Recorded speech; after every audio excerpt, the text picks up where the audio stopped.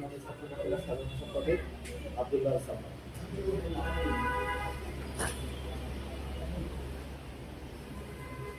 আসসালামু আলাইকুম। আউযু বিল্লাহি মিনাশ শাইতানির রাজীম। বিসমিল্লাহির রহমানির রহিম। আহমাদুহু ওয়া নুসাল্লি আলা রাসূলিল কারীম। আমি খুবই সংক্ষিপ্ত আকারে কিছু বক্তব্য দিতে চাই।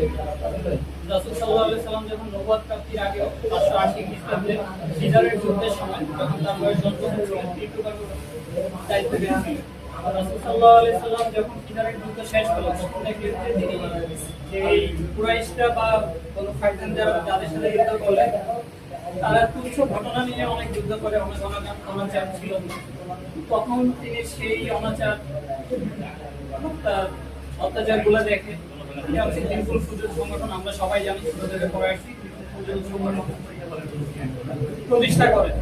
প্রতিষ্ঠা করার ওই ইয়ে থেকেই মোহাম্মদী ছাত্র কাফেলা বা একটা সামাজিক আন্দোলন গড়ে তোলা হচ্ছে। বিপুল সুযোগের ইয়ে ছিল যে একটা সুশৃঙ্খল সমাজ যেন গড়ে তুলতে পারে। সেই উদ্দেশ্যেই সেই হচ্ছে অনুপ্রেরণা নিয়ে মোহাম্মদী ছাত্র কাফেলা তার পথ চলা শুরু করে 2020 সালে।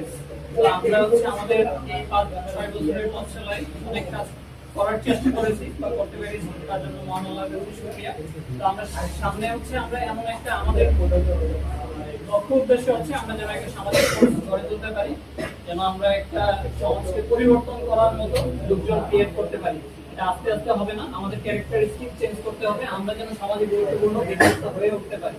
সেই চেষ্টা আমাদের চালাই যেতে হবে। একদিনে এটা হবে না, আস্তে আস্তে হবে। এটা এমন না যে লং টার্ম, আমরা যদি 10-15 বছর সময় নিই ইনশাআল্লাহ আমরা আস্তে আস্তে এটা আগাইতে পারবো। কিন্তু আমরা যদি হাই স্পিডে আগাইতে যাই এটা জীবনে সম্ভব না। আমাদের মানুষ ক্রিয়েট করতে হবে, আমাদের মতবাদ ক্রিয়েট করতে হবে। এরপরে যে হচ্ছে আমরা একটা সামাজিক আন্দোলন বা সমাজকে পরিবর্তন করতে পারবো। যখন রাসূল সাল্লাল্লাহু আলাইহি সাল্লাম যখন নবুয়ত পেলেন, হুদায়বিয়া সন্ধি যখন হলো, তখন রাসূল সাল্লাল্লাহু আলাইহি সাল্লাম যখন এই যে ইহুদি বিদ্রোহটাকে নিউট্রালাইজ কিভাবে করলেন, কূটনীতির মাধ্যমে, বুদ্ধির মাধ্যমে। আমরা যদি আমাদের মধ্যে এই বুদ্ধিদীপ্ততা যদি আমরা সুসংগঠিত ভাবে, যদি সুন্দরভাবে সুন্দর চিন্তায় কূটনীতিকভাবে ডিপ্লোমেসি যদি বজায় রেখে যদি আমরা করতে পারি, তাহলে ইনশাআল্লাহ আমরা হচ্ছে সমাজে সবার সাথে চলে মানে এই না যে আমি আমার মনোবিকায় যে আমি চলবো, আমি অবশ্যই কূটনীতিকভাবে আমি আমার স্বার্থটাকে যেন আমি হাসিল করতে পারি, সেইভাবে আমাদের গড়ে তুলতে হবে। তো এই বলে আমি আমার সংক্ষিপ্ত বক্তব্য শেষ করছি।